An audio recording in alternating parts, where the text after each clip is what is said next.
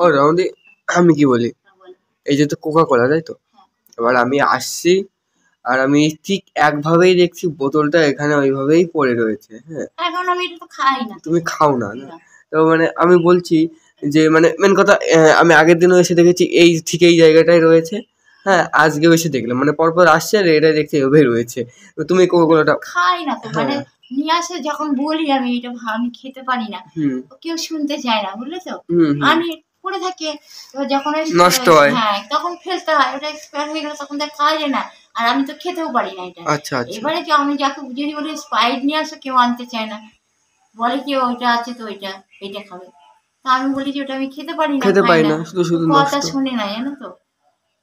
না আমি ওইভাবে দেখলাম একটা না পড়ে রয়েছে, তো আমি যে বললাম যে ব্যাপারটা একটু।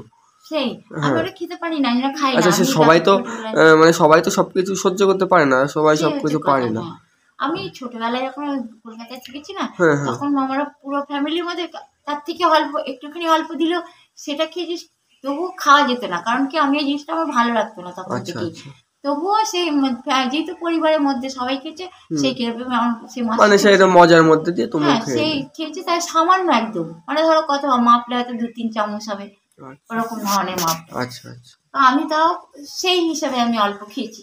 হুম হুম মানে কতটা পরিমাণ সেটা বলছি, আচ্ছা আচ্ছা, পরিমাণটা। মানে সামান্য না হ্যাঁ, খাওয়ার মানে মতো। আমি একদম না খালি মতো, যে আচ্ছা অতটা গেছে আমাকে দিয়ে। তো সে তখন খেয়েছে, আর এখন মানে আমার ইচ্ছেই করে না এটা খেতে।